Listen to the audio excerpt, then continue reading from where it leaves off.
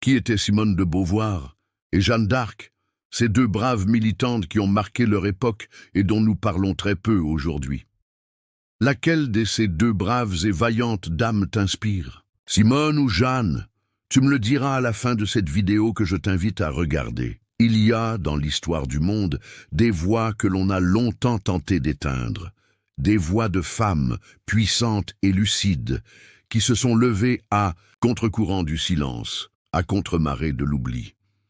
Ces femmes n'étaient pas toujours célèbres, mais elles étaient essentielles.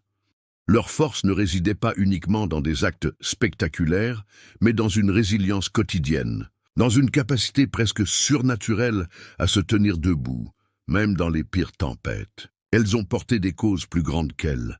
Elles ont semé des graines de justice dans des terres arides, parfois hostiles. Et grâce à elles, nous marchons aujourd'hui sur des chemins qu'elles ont ouverts, souvent dans la douleur, et parfois dans le sang, mais toujours avec espoir. Ce texte est un hommage à toutes ces femmes qui ont vécu avant nous, celles qui ont bousculé l'ordre établi, qui ont refusé de rester à leur place parce qu'elles savaient que leur place était partout. Et aujourd'hui, c'est à la France que nous allons nous arrêter un instant. La France, pays des droits de l'homme, et longtemps, il faut bien le dire, pays de l'oubli des femmes. Mais au cœur de cette contradiction, certaines ont crié plus fort que le silence. Parmi elles, Simone de Beauvoir, ou l'insoumise de la pensée. Pas de meilleur qualificatif pour cette vaillante dame dont je vais te parler, ou du moins te rappeler l'existence aujourd'hui. Simone de Beauvoir est née à Paris en 1908.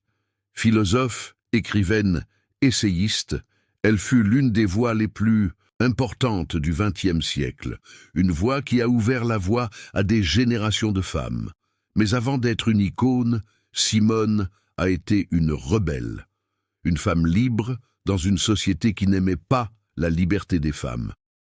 Très jeune, elle comprend que l'intelligence et la parole sont des armes puissantes. Elle étudie la philosophie à la prestigieuse université de la Sorbonne, où elle rencontre Jean-Paul Sartre, avec qui elle entretiendra une relation intellectuelle et amoureuse complexe et légendaire. Mais contrairement à ce que l'on dit, souvent Simone n'a jamais été l'ombre de Sartre. Elle était une lumière en elle-même, une pensée indépendante, un souffle radical. Son œuvre majeure, Le deuxième sexe, publié en 1949, est une révolution.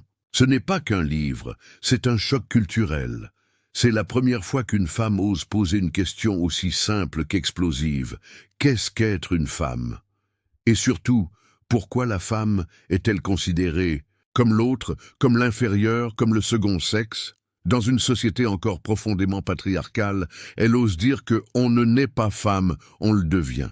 Une phrase qui claque comme une gifle pour les conservateurs, mais qui devient un cri de ralliement pour des milliers de femmes à travers le monde. Mais Simone de Beauvoir n'était pas qu'une théoricienne. Elle était aussi une militante du concret. Elle a soutenu activement les luttes féministes des années 1970 en France. Elle a signé le fameux Manifeste des 343, dans lequel des femmes déclaraient publiquement avoir avorté, risquant des poursuites judiciaires pour faire évoluer la loi. Ce courage collectif a ouvert la voie à la légalisation de l'avortement en France, grâce à Simone Veil quelques années plus tard. Simone de Beauvoir a aussi combattu sans relâche pour le droit des femmes à disposer de leur corps, à travailler, à écrire, à penser, à vivre librement. Elle a dénoncé les inégalités sociales, les violences sexuelles, les tabous autour de la maternité et du mariage. Elle a mis des mots sur des douleurs que beaucoup de femmes n'osaient même pas nommer. Et surtout, elle a montré que la pensée est un acte de résistance, que réfléchir, écrire, analyser le monde en tant que femme, c'est déjà lutter contre l'effacement. Des siècles avant Simone, une autre jeune femme brisait les attentes. Une puissante dame appelée Jeanne d'Arc. Elle n'avait pas de plume, mais elle avait une épée. Elle n'avait pas fait d'études, mais elle avait une vision. Cette femme s'appelait Jeanne d'Arc, née en 1412, dans une France ravagée par la guerre de 100 ans, n'était ni noble ni soldat. Elle était une simple paysanne, jusqu'à ce qu'elle entende des voix À 17 ans, elle se lève, convaincue qu'elle est guidée par Dieu pour libérer la France. Et elle le fait. Elle convainc un roi hésitant, mène des troupes, change le cours de l'histoire. Elle parviendra à libérer Orléans-en 1429, une victoire qui change tout à seulement 17 ans. Jeanne d'Arc réussit à convaincre le dauphin Charles de lui confier une armée pour libérer la ville d'Orléans, assiégée par les Anglais depuis plusieurs mois. En quelques jours seulement, elle redonne espoir à une armée démoralisée. Elle mène les attaques en personne, en armure, bannière au vent. Sa foi, son charisme, sa détermination transforment le moral des troupes et font basculer l'issue du siège. La victoire, le 8 mai 1429, marque un tournant dans la guerre de sang, en effet de Jeanne, une héroïne nationale. Une jeune fille sans formation militaire réussit là où les chefs de guerre avaient échoué. Après Orléans, Jeanne pousse le dauphin à aller se faire sacrer roi à Reims, une ville encore aux mains des Bourguignons. Contre toute attente, elle traverse les lignes ennemies, rallie des villes en chemin et entre triomphalement dans Reims. En juillet 1429, Jeanne assiste au sacre de Charles VII en présence de toute la cour. Elle se tient à ses côtés, en armure, bannière à la main.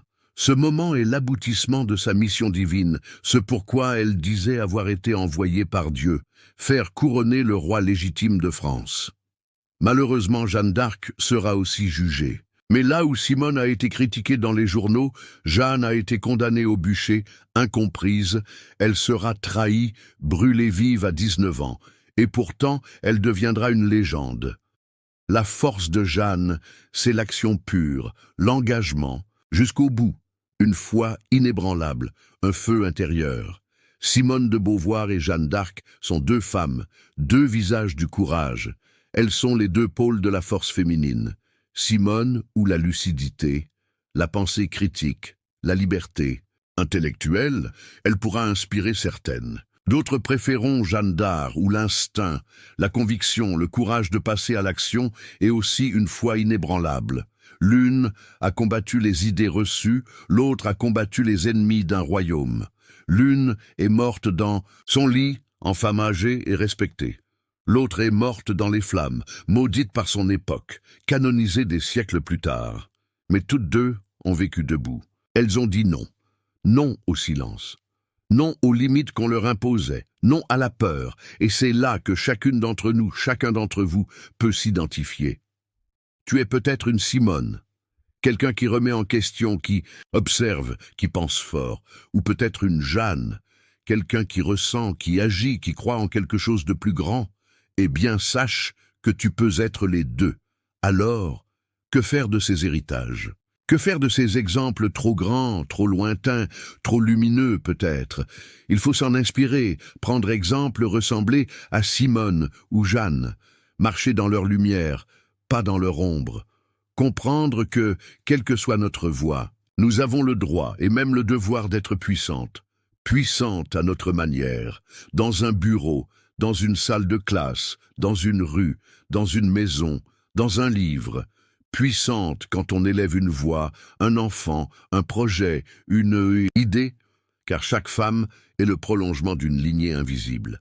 Chaque femme forte d'aujourd'hui est le fruit du combat d'une autre, d'hier. Et en vivant pleinement, en refusant de se taire, nous devenons à notre tour des Simones, des Jeannes, des femmes d'histoire. Alors n'oublions jamais, le monde a tenté de faire taire ces femmes, mais elles ont parlé, crié, combattu. Et maintenant, c'est à nous de continuer ce combat, cette lutte perpétuelle pour les droits femmes. Maintenant, j'aimerais savoir laquelle des deux braves dames t'inspire, Simone de Beauvoir ou Jeanne d'Arc.